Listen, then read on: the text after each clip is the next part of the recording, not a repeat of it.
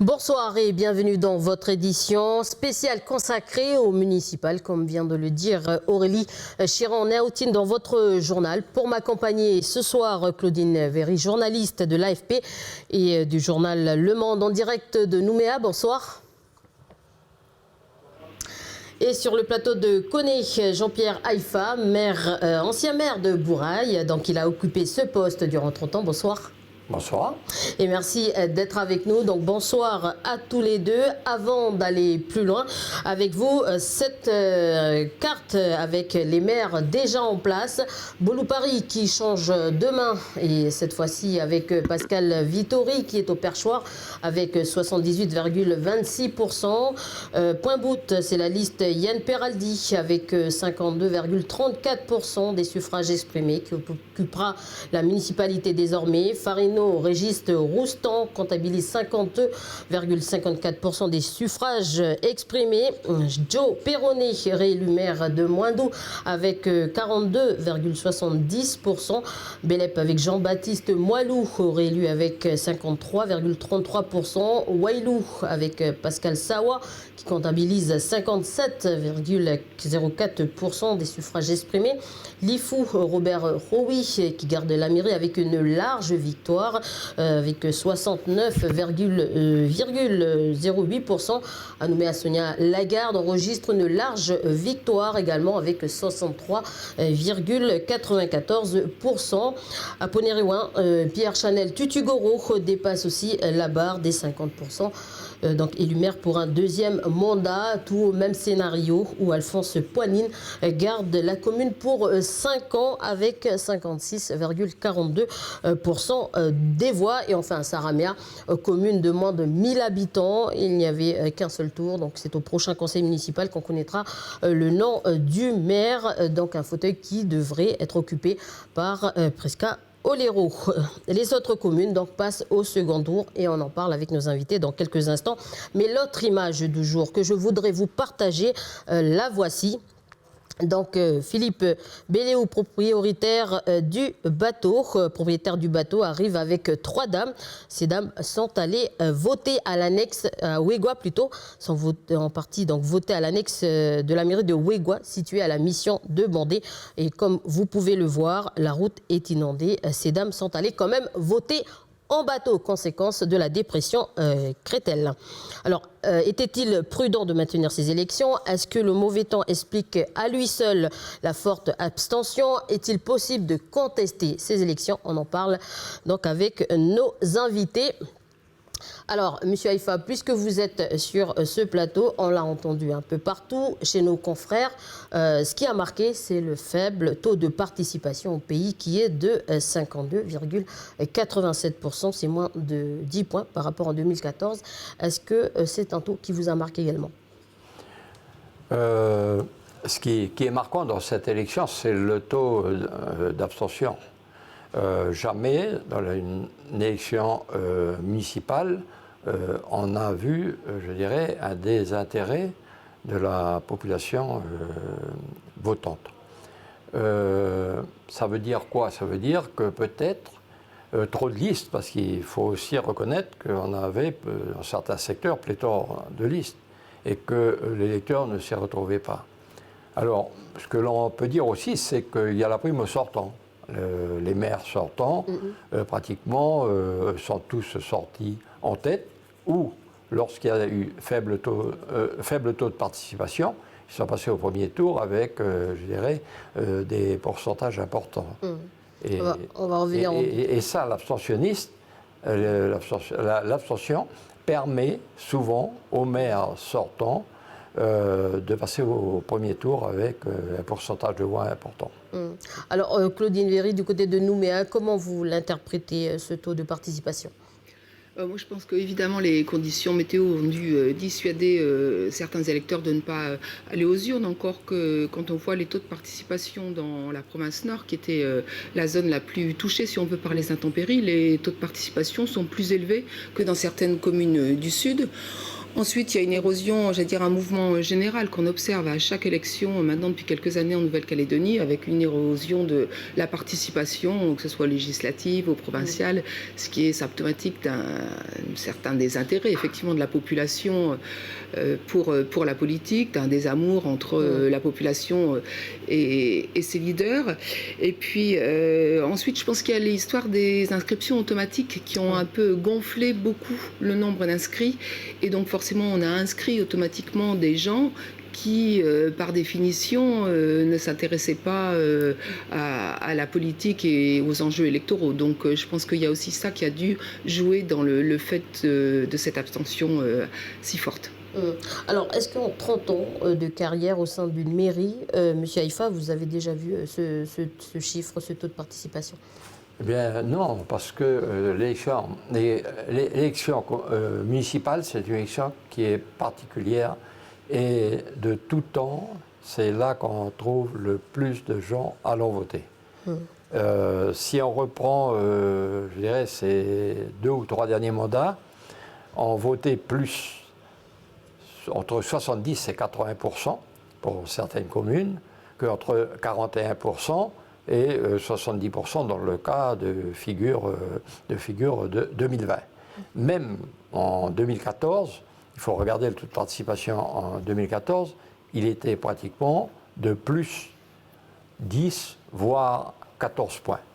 Donc ça, c'est important, cette défection. Les nouvelles inscriptions, à elles seules, ne peuvent pas expliquer cette défection.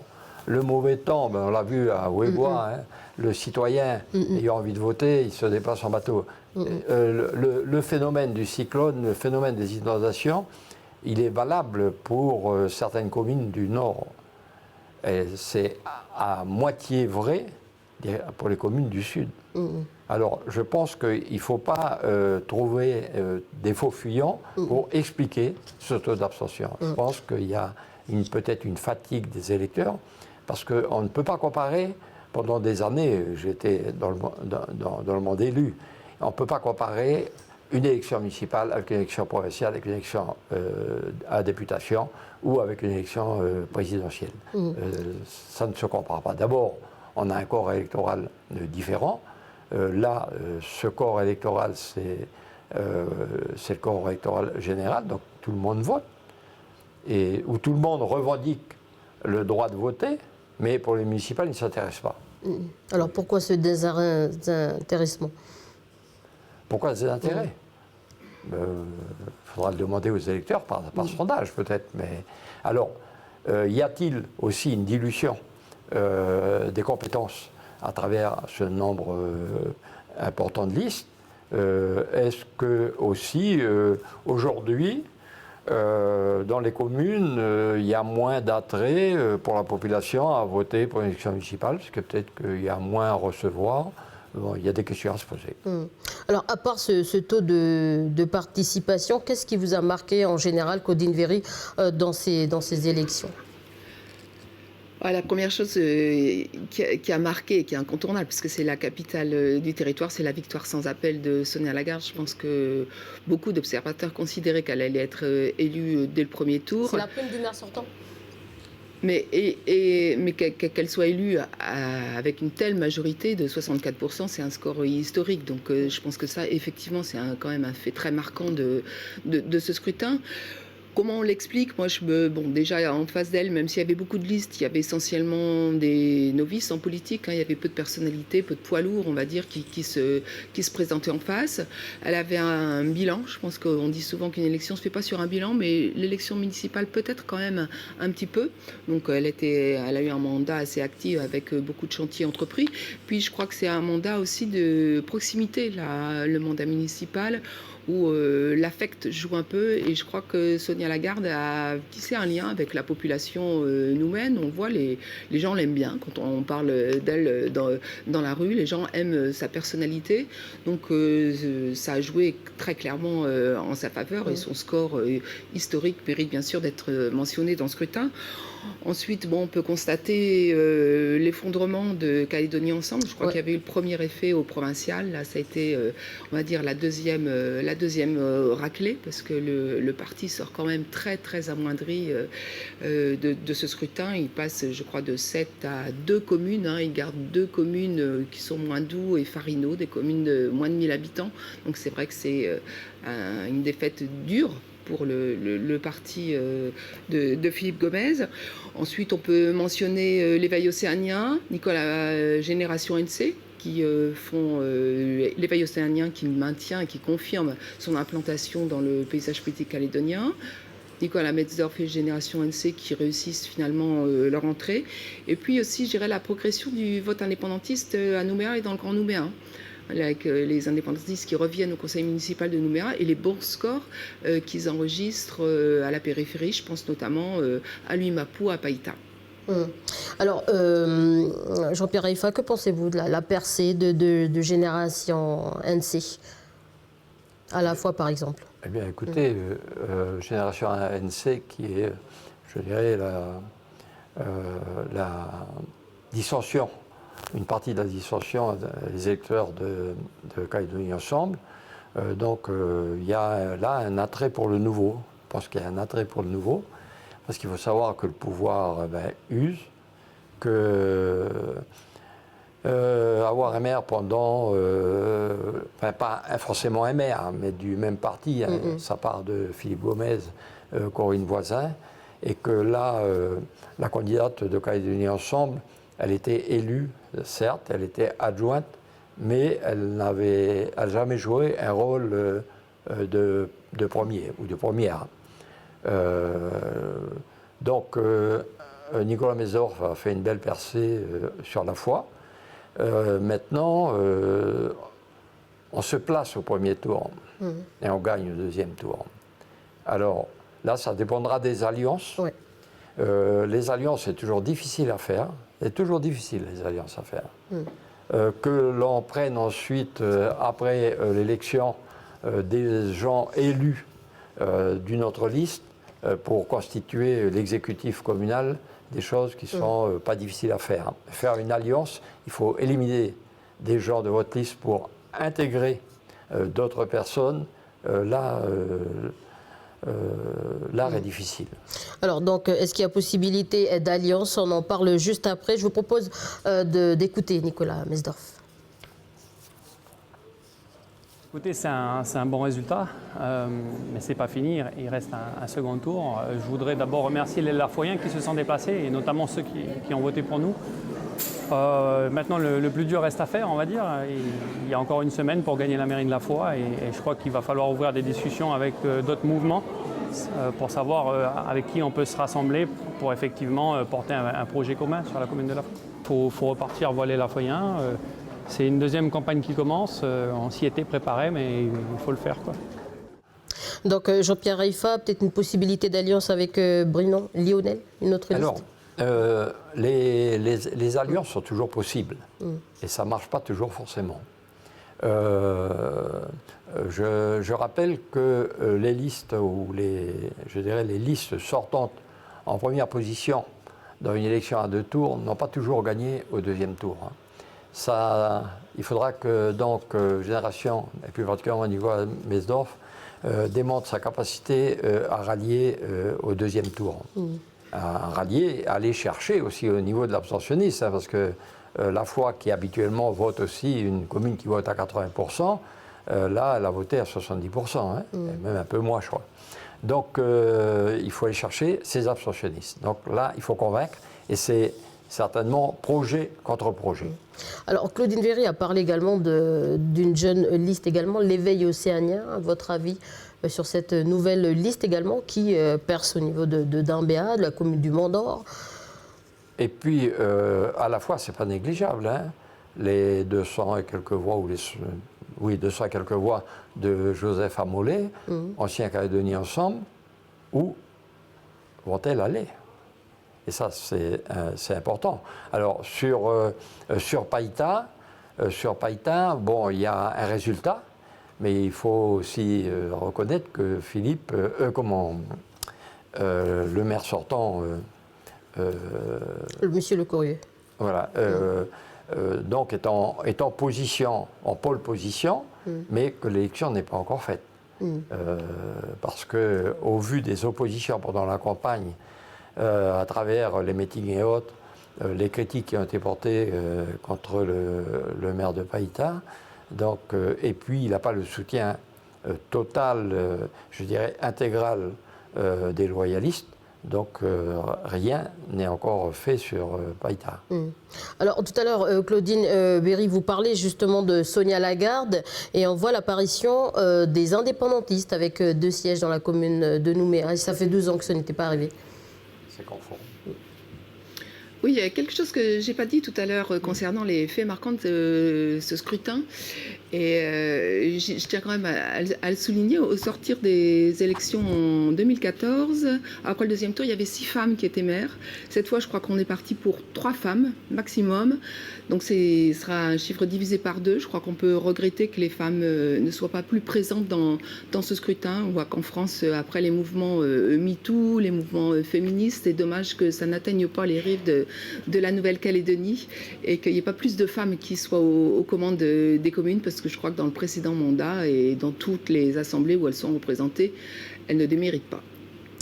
Vous êtes du même avis, M. Haïfa? Un regret que les femmes ne soient pas plus présentes dans ces...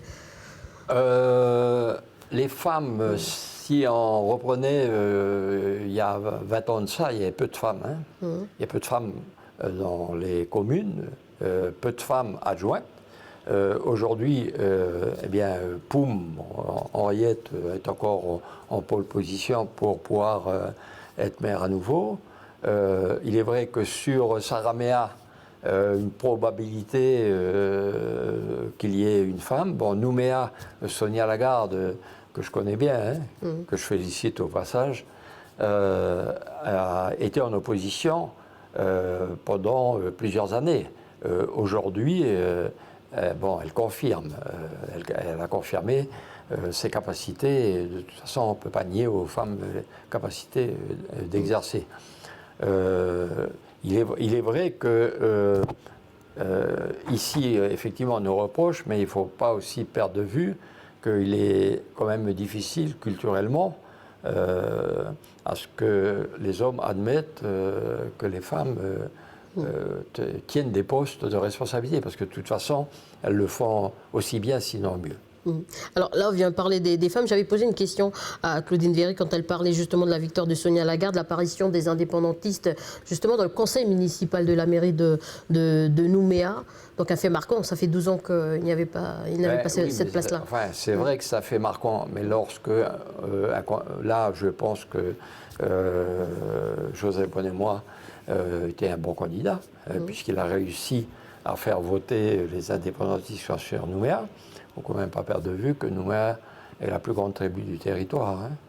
Donc, si tous les Kanaks étaient inscrits à Nouméa plutôt que d'être inscrits dans leur commune d'origine, il est certain que ça pourrait changer la donne.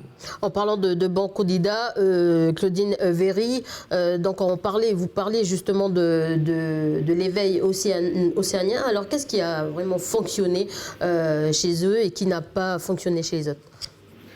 Je crois que l'éveil océanien est un parti qui est en train de vraiment de construire sa place dans le paysage politique calédonien. On a vu récemment notamment le rôle de ce parti dans un vote au Congrès. Et on voit bien le rôle qu'il a au Congrès. Maintenant, il va avoir un rôle aussi dans les conseils municipaux. Donc c'est un parti qui s'implante, qui reflète, à mon avis, qui reflète l'importance de la communauté wallisienne et futunienne en Nouvelle-Calédonie. C'est vrai qu'on a entendu plusieurs fois Milakulo Tukumuli dire que ce n'est pas qu'ils veulent sortir de cette image communautaire, que c'est un parti qui veut s'ouvrir. C'est vrai, mais quand même, quand on observait les listes qui étaient présentées par l'éveil océanien, en grande majorité, on est encore quand même dans un esprit communautaire. Donc ça peut être l'occasion, de par cette présence dans les conseils municipaux, de s'ouvrir aux autres communautés. Mais bon, je pense qu'il faut surveiller de près, à mon avis, l'éveil océanien. Et je pense que dans les années à venir, et notamment dans la perspective du référendum du 6 septembre, ça va être un point important, un élément important dans le paysage politique. Alors Jean-Pierre Haïfa, est-ce que c'est un vote des communautés ou c'est un vote du changement par rapport à l'éveil océanien? Eh bien, il y a déjà à l'intérieur de la communauté wallisienne un changement d'attitude, un changement de positionnement à travers les partis politiques. Et quand on voit les résultats, si on prend celui de Païta, Milakulu, Tukumoli arrive en deuxième position avec 1590 voix. Donc, ils confirment, c'est-à-dire qu'ils confirment les résultats des provinciales. Et il faut faire avec. C'est une communauté qui est arrivée ici pour travailler, dont on avait besoin, à commencer par le barrage de Yaté, et ensuite c'était le remplacement des Vietnamiens, lorsqu'il y a eu le départ des Vietnamiens, au début des années 60, c'est les Wallisiens qui ont été la main-d'œuvre dans les postes les plus difficiles, plus particulièrement dans le nickel. Alors, autre fait marquant de ces élections, à Gomène, Alain Levent revient sur la scène et en tête, avec 46,97%, soit 534 voix. Donc, qu'est-ce que cela vous inspire, M. Haïfa, vous qui avez 30 ans d'expérience en tant que maire? Eh bien, écoutez, je le disais il n'y a pas si longtemps que ça, Alain Levent, qu'il fallait, à un moment donné, savoir jeter l'éponge. Je dirais, combatif, comme on le connaît, puisque j'ai quand même été... j'ai côtoyé Alain Levent pendant 24 ans à l'Association des maires de Nouvelle-Calédonie. Bon, il est revenu au devant de la scène. S'il revient au devant de la scène, il faut se poser les bonnes questions. Qu'est-ce qui n'a pas marché ces 6 dernières années avec son remplaçant, le gars qui a pris sa place? Donc, se posant la bonne question, mais quand je regarde les résultats de Gomène, qu'est-ce qui fait perdre les indépendantistes purs et durs, parce que Alain Levent je le revendiquais d'être indépendantiste, puisqu'il a été à la FCCI à l'époque avec François Burck, Léopold Joredier, Edmond Nicaria, et donc c'est bien la division. La division, quand on regarde les listes UC, additionnées aux listes unies, à Gomène, il y a une majorité. Donc maintenant, eh bien, attendant le deuxième tour, mais connaissant le Viet de Gomène, il se battra bec et ongle jusqu'au résultat. Alors à Marais, Pierre Ngaïoni a connu donc le même sort un peu que Hervé Théin-Taouva. Il est passé en 4e position derrière la liste d'Émile Lacoridine. Alors comment vous l'expliquez? Je crois qu'à Marais, c'est Waikedre qui est en pole position. Je pense que les Marais ont fait aussi un choix peut-être du renouveau. Parce qu'arrivé un moment, il est bon de se remettre en question et de regarder les problèmes et les difficultés intergénérationnelles.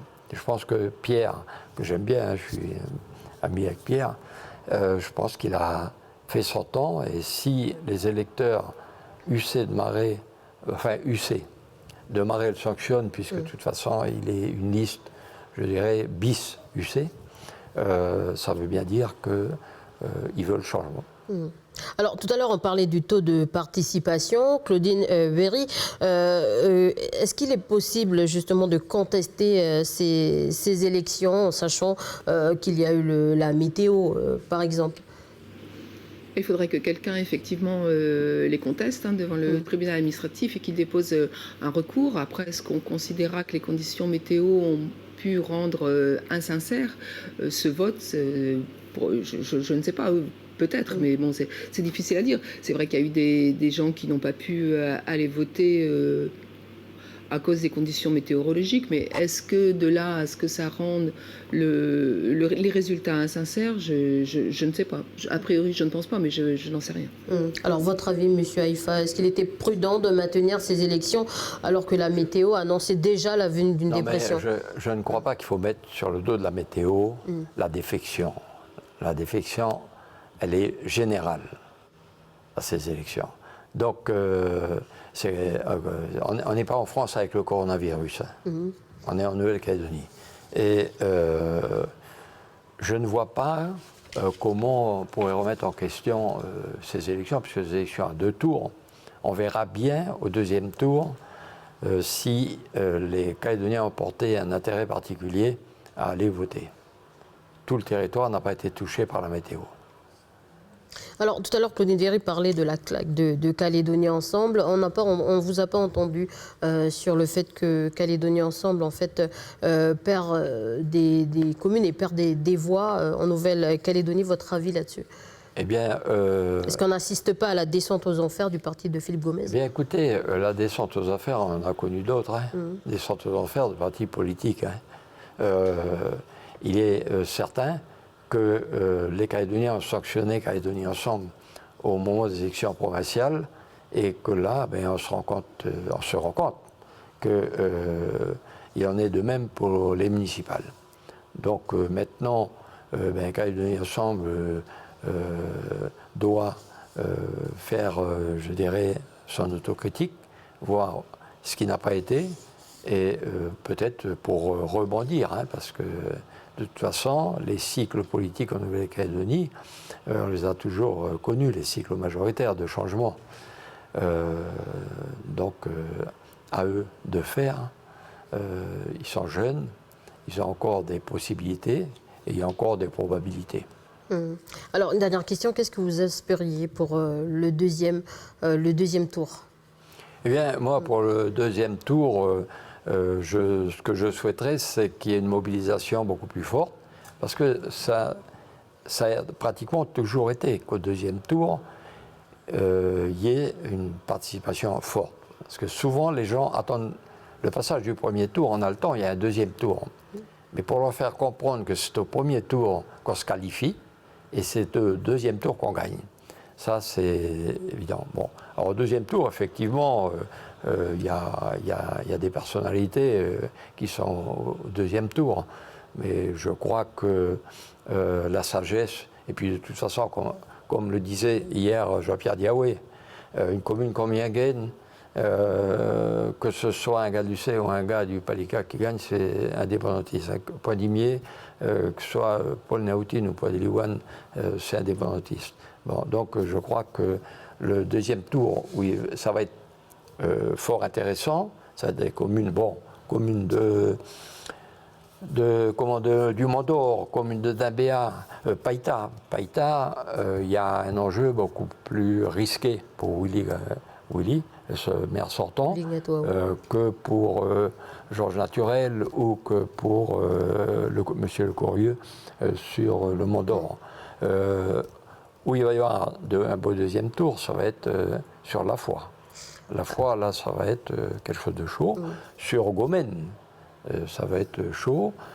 Sur Koumak, s'il y a une entente, ce qui pourrait s'inscrire dans un prolongement de ce qui a déjà été fait entre Monefara et Wilfried West, c'est quelque chose qui pourrait marcher. D'autres communes, Poindimier, on verra. Le taux de participation est relativement faible à Poindimier. Qui s'est abstenu? Les électeurs de Paul ou les électeurs de Didier? On ne sait pas. Avant de passer le mot de fin à Claudine Véry. Il y a Bourail qu'on va regarder, parce que là, Bourail, ça a mal voté. Il y a 1500 électeurs à aller chercher. Alors, avant de passer le mot de fin à Claudine Véry, vous parliez justement de Paul Niaoutine, Didier Podjaliwan. Est-ce que l'unité des indépendantistes aurait marché dans les communes? Ça ne marche pas toujours. Mais les indépendantistes savent faire. Il y a l'élection et il y a le après-élection. Et ils savent faire. Alors, le mot de fin pour Claudine Véry avant de se quitter. Qu'est-ce que vous espérez pour ce deuxième tour? Rien de particulier. Moi, j'espère rien. Je voulais rebondir sur ce qu'a dit Jean-Pierre Haïfa en ce qui concerne un petit peu les points chauds qui allaient y avoir au deuxième tour. C'est vrai que la commune de la Foi va être très intéressante. On ne sait pas encore ce qui va se passer entre les deux tours, même si on a entendu dire quand même avant les élections qu'il y aurait des discussions intenses avec Lionel Brinon qui pourrait soutenir Nicolas Metzdorf.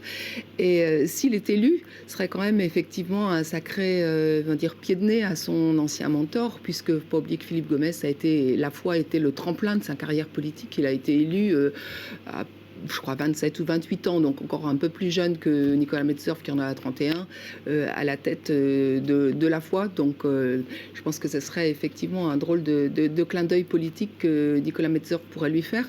Et sur l'autre fait politique qu'évoquait Jean-Pierre Haïfa, qui est effectivement les déconvenus de Calédonie Ensemble, et il disait il faut faire son autocritique. Et effectivement, je pense qu'une des erreurs peut-être que ce parti a faite, c'est que l'autocritique, la remise en question, il aurait dû la faire après les provinciales. Et a priori, c'est un débat interne, un retour sur l'échec des provinciales qui n'a pas été fait. Et je crois que ce parti, effectivement, s'il veut rebondir, il doit impérativement s'interroger sur cette défaite et mener une réflexion de fond, à la fois sur sa stratégie, sur ses dirigeants, ses dirigeantes.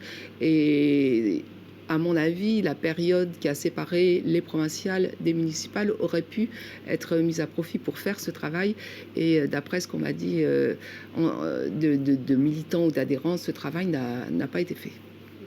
Merci Claudine Véry d'avoir répondu à nos questions depuis Nouméa, et merci Jean-Pierre Haïfa d'avoir été notre invité et d'être venu de Bourail pour cette édition spéciale consacrée au municipal. Merci. Voilà, c'est la fin de cette édition spéciale. Merci de votre attention. Je vous retrouve demain pour une autre édition spéciale consacrée au municipal. Bonne soirée.